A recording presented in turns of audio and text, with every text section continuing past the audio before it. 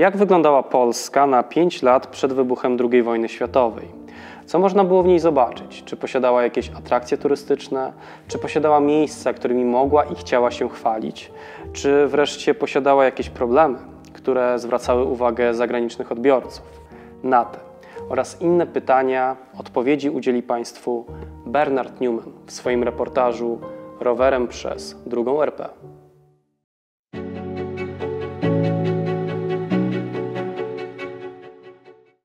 Trzeba przyznać, że autor reportażu był postacią niezwykle barwną. Jak przekazują informacje na skrzydełku, był pisarzem, podróżnikiem, uczestnikiem I wojny światowej, a przy okazji szpiegiem. Po zakończeniu tego konfliktu poświęcił się podróżom, odwiedził bowiem ponad 60 państw, a jako środek lokomocji najczęściej wybierał Georgia, czyli swój rower. Warto przy tej okazji odnotować, że Newman był bardzo płodnym pisarzem, a jego reportaż z podróży po Polsce jest zaledwie jednym z ponad 150 opublikowanych utworów. Co więcej, przypisuje mu się 502 odczyty i 200 krótkich przemówień oraz audycji radiowych. Z naszego punktu widzenia najciekawszym dziełem Anglika jest jednak książka pod tytułem Pedaling Poland, która w 2021 roku ukazała się pod nazwą Rowerem przez II RP. Reportaż Newmana został wydany przez wydawnictwo Znak Horyzont. Czymś, co przykuwa naszą uwagę niemal od razu, to pięknie zaprojektowana okładka, której autorem jest Marcin Słociński. Okładka przedstawia nam granice II Rzeczypospolitej wraz z trasą, którą Newman pokonał w 1934 roku. Co więcej, możemy tutaj zobaczyć symbole różnych miast, co raczej nie jest dla nas zaskoczeniem. Możemy zobaczyć m.in. poznańskie koziołki, możemy zobaczyć Smoka Wawelskiego, Żubra czy chociażby zamek w Warszawie. Bardzo ciepłe kolory przywołują jak najbardziej pozytywne emocje. Rower z brytyjską flagą jest dość sielankowy, duża ilość różnych napisów nie zaburza przekazu. Sporo się tutaj dzieje, ale mimo wszystko nie ma przesytu. Co więcej, przyznam Państwu, że osobiście kupiłem tę książkę właśnie oczami. Okładka wywarła na mnie tak dobre wrażenie, że zwyczajnie zapragnąłem ją mieć. Miękka okładka ze skrzydełkami zamyka w sobie ponad 400-stronicowy tekst, w którym poza właściwym reportażem znajduje się kilka słów o autorze oraz kilka słów od tłumaczki, pani Ewy Kochanowskiej. I w tym miejscu należy podkreślić ogrom pracy, jaki wykonała tłumaczka, ponieważ tłumaczenie tego tekstu, czyli angielszczyzny liczącej sobie blisko 100 lat, na pewno nie było niczym prostym. Szczególnie, że tekst ten zawiera bardzo dużo różnych sformułowań charakterystycznych dla języka potocznego. Książkę zamyka lista ponad 200 przypisów, co najlepiej obrazuje zaawansowane prace redaktorskie poczynione nad tekstem. Uzupełnienie stanowi kilkanaście czarno-białych fotografii, w tym map używanych przez Newmana, które są bardzo dobrym uzupełnieniem dla właściwej treści.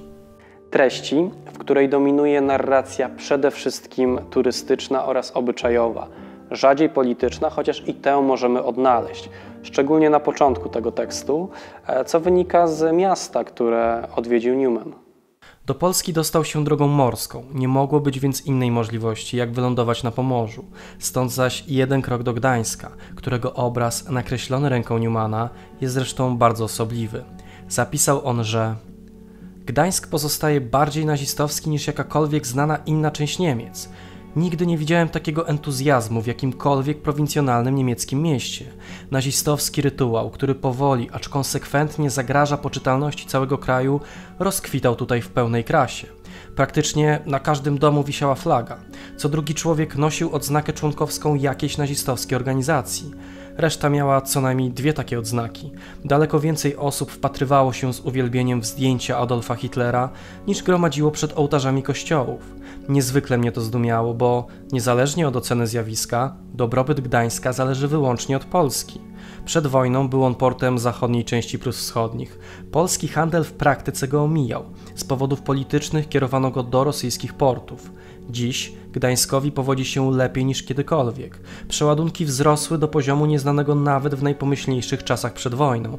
A jednak Gdańsk z uporem i zajadłością żąda powrotu do Niemiec, co oznaczałoby ekonomiczne samobójstwo. Dlaczego? To było pierwsze intrygujące pytanie, na które postanowiłem znaleźć odpowiedź. Skąd te ciągoty do nacjonalizmu? Czy Anglik wolałby umrzeć, niż żyć wygodnie pod francuską flagą? Takich przemyśleń jest w książce więcej, Aczkolwiek nie każde miasto wzbudza takie emocje jak właśnie Gdańsk, który skupiał uwagę w pewnym momencie w zasadzie całej Europy. Sam korytarz polski również został zwiedzony przez Newmana i akurat w jego przypadku wskazuje, że nie bez powodu przypadł on właśnie Rzeczypospolitej. Swoje dociekania prowadzi w bardzo osobliwy sposób. Zwiedza cmentarze i porównuje, ile nazwisk jest napisanych po polsku, ile po niemiecku. Ponadto zwraca uwagę na nazwiska spolszczone i zniemczone. Tą drogą określa, że przeważającą część stanowią właśnie personalia polskie, co ma być najlepszym dowodem na przynależność regionu.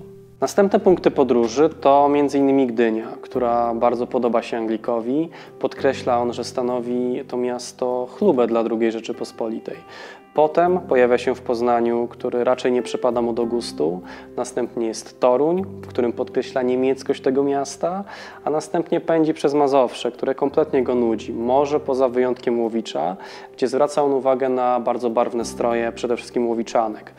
Wreszcie dociera do Warszawy. Droga do stolicy, jak opisuje, jest okropna, szczególnie, że ten podróżuje rowerem. Infrastruktura prowadząca do stolicy była naprawdę fatalna. W każdym razie, gdy już pojawia się w Warszawie, zachwyca go oczywiście warszawska Starówka. Jego przemyślenia są niekiedy naprawdę bardzo szczegółowe, a przez to trafne. Nierzadko wnika on w mentalność Polaków, jak choćby wtedy, gdy zwiedza warszawską Cytadelę. Na wieść o planach stworzenia tam Muzeum Męczeństwa trzeźwo zauważa. To specyficznie polska koncepcja. Polacy wolą się karmić cierpieniami niż zwycięstwami. Wprawdzie starają obecnie ożywić romantyczne wspomnienia dawniejszej chwały, ale prawdziwie jednoczącym ich węzłem jest wspólne cierpienie. Zanim człowiek podejmie próbę zgłębienia polskiego charakteru, powinien, jak już zdążyłem to odkryć, zdobyć sporą wiedzę o historii Polski w ciągu ostatnich 200 lat. Kult cierpienia może wydawać się niezdrowy zachodniemu oku, chyba tylko w Irlandii potrafią go naprawdę zrozumieć, jednak wiele to wyjaśnia. Gdy Anglik myśli o Waterloo i Trafalgarze, Polak wspomina powstania przeciwko zaborcom, wszystkie beznadziejnie przegrane. Jeśli będziecie o tym pamiętać, zrozumiecie niejeden z nurtów politycznych w Polsce. Sami Państwo przyznacie, Anglik ma sporo racji. Jest to tym bardziej zauważalne, że podobne nastroje możemy odnaleźć w Polsce również dzisiaj. Coś, co dla Anglika jest beznadziejnie głupie, dla Polaka jest świętością, której, owszem, nie zawsze towarzyszy logika.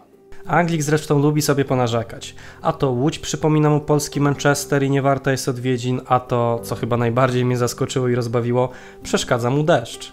Naprawdę, ostatnim, czego spodziewałbym się po Angliku, to niechęć do deszczu. Niektóre narzekania są całkowicie absurdalne. Wyobraźcie sobie Państwo, że Brytyjczykowi nie w smak były zabytki architektury gotyckiej. Ciągle narzekał na ceglane konstrukcje i dopiero w Krakowie coś w nim drgnęło, gdy zobaczył kościół mariacki. Opis Krakowa jest jednym z ciekawszych opisów zawartych w tym reportażu.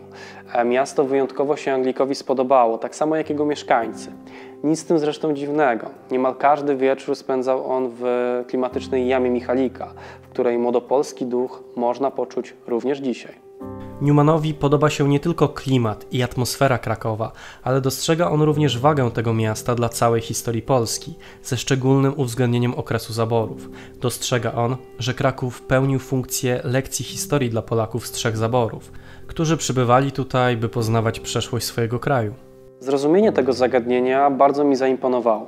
Faktycznie galicyjska autonomia stworzyła takie warunki, które pozwoliły na rozwijanie i krzewienie polskości, a w pełni polski uniwersytet wydał na świat ludzi, którzy później zasilali administrację i życie polityczne II Rzeczypospolitej. Na koniec napisał on: trzeba było opuścić Kraków, zasługuje on na odrębną książkę. Wrócę tu kiedyś, by znowu spacerować po wiekowych uliczkach i oddychać atmosferą minionych dni. Mam nadzieję, że w rozgardiaszu budowy nowoczesnej Warszawy Polacy nie zapomną o Krakowie i o długu wdzięczności, jaki zaciągnęli wobec niego w mrocznych czasach. Atmosfera Krakowa zaś jest atmosferą Oksfordu, subtelną domieszką Winchester. Małopolski tak szybko nie opuścił, bowiem postanowił odwiedzić jeszcze Zakopanem.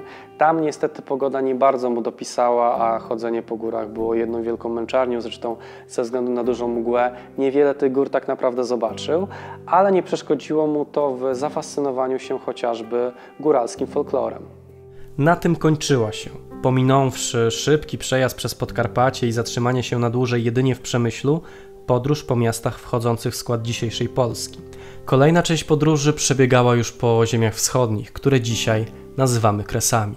Na swój sposób to właśnie wtedy następuje najciekawsza część tego reportażu, ponieważ to wtedy zobaczymy kresy Rzeczypospolitej, zobaczymy Polskę, której po prostu już nie ma.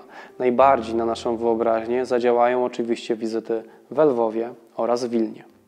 W Lwowie następuje zresztą sytuacja, która dość jasno pokazuje nam szpiegowskie oko Newmana, gdy ten obserwuje polskie wojsko i znów trzeźwo zauważa kilka aspektów, które dość mocno kłócą się z naszym wyobrażeniem chłopców malowanych. Podobał mi się wygląd polskiego wojska. Jego wyposażenie trudno jednak mierzyć zachodnimi standardami. Nawet na oficjalnej paradzie wielu żołnierzy szło w brudnych drelichach, podobnych do tych, których używa się w brytyjskich koszarach do czarnej roboty. Co drugi mundur był połatany, często w widocznych miejscach. Karabiny i broń krótką przejęto przeważnie po wojnie od Francuzów, więc są zadowalające. Straszliwie jednak brak lekkiej broni maszynowej. Każdy batalion, który widziałem, miał 32 ciężkie, lecz ani jednego lekkiego karabinu maszynowego. Nawet te, w które wyposażono pułki kawalerii, trudno było nazwać mobilnymi w porównaniu ze standardami 1918 roku. W polskich kręgach militarnych zetknąłem się z całkowitym niezrozumieniem znaczenia karabinów maszynowych, broni obok saperki dominującej w nowoczesnej wojnie. Wielu oficerów traktuje ją jako broń czysto defensywną. Ogromny błąd. Ponadto dodawał jednak, że polska kawaleria jest liczna i znakomita. Konie są nieduże, ale sprężyste i w pierwszorzędnej kondycji. Jeźdźcy zaś, bez wyjątku, świetnie panują nad swoimi wierzchowcami. To najcichsza kawaleria, jaką w życiu spotkałem. Nawet na kocich łbach nie słychać brzęku i grzechotu żołnierskiego ekwipunku, a na piaszczystych gościńcach, niesłusznie zwanych drogami, na wschodnich bagnach jadą niemal bezszelestnie. Szable troczy się przy siodle, również w czynnej służbie dźwiga się minimum wyposażenia.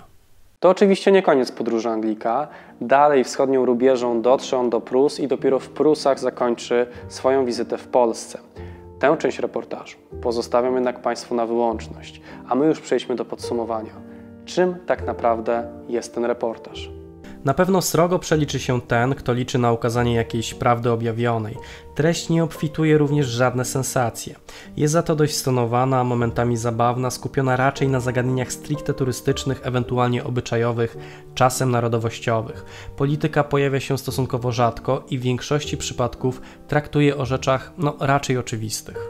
Wpływ na to ma oczywiście okres, w którym reportaż powstał, a powstaje on aż na 5 lat przed wybuchem II wojny światowej, kiedy jeszcze nikt tak naprawdę nie spodziewał się tego, co nastąpi. W 1934 roku Polska znajdowała się w całkiem niezłej pozycji. W 1932 roku podpisała pakt o nieagresji ze Związkiem Sowieckim, a w 1934 roku z III Rzeszą Niemiecką. Z perspektywy laika wydawać by się mogło, że znajduje się ona w bardzo bezpiecznym położeniu. I ten właśnie fakt najlepiej przemawia za tym, że po reportaż warto sięgnąć. Dzięki niemu poznamy bowiem kraj niezwykle interesujący. Dla Anglika nieco egzotyczny. Kraj mający szereg własnych problemów i niedoskonałości, lecz posiadający zarazem niesamowite perspektywy na rozwój i stanie się, zdaniem samego Newmana, europejskim mocarstwem.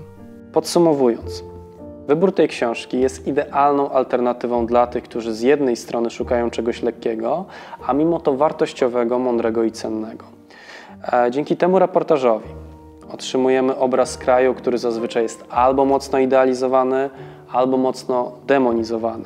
Jednakże tutaj otrzymujemy relację z perspektywy trzeciej osoby, która zachowała godny podziwu obiektywizm.